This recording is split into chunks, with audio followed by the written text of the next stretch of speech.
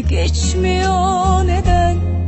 Kalbimde bir migren, hiçbir şey kesmiyor neden?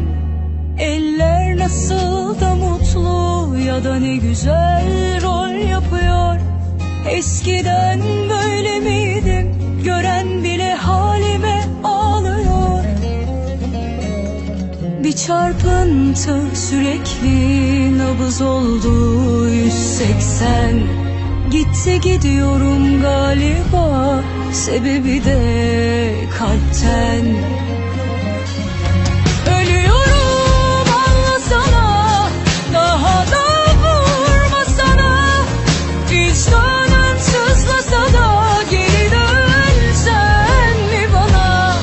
Ölüyorum anlasana, daha da vurmasana.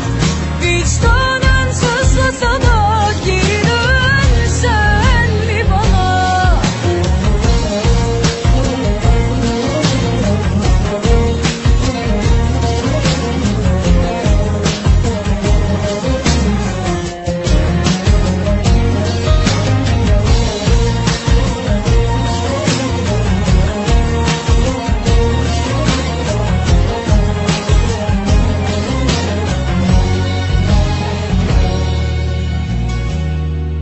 Yüreğimde bir acı geldi geçmiyor neden?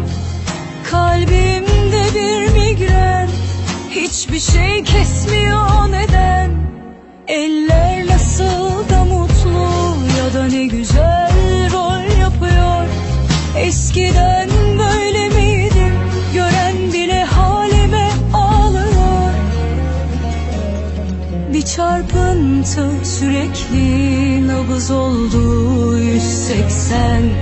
Gitti gidiyorum galiba, sebebi de kalpten.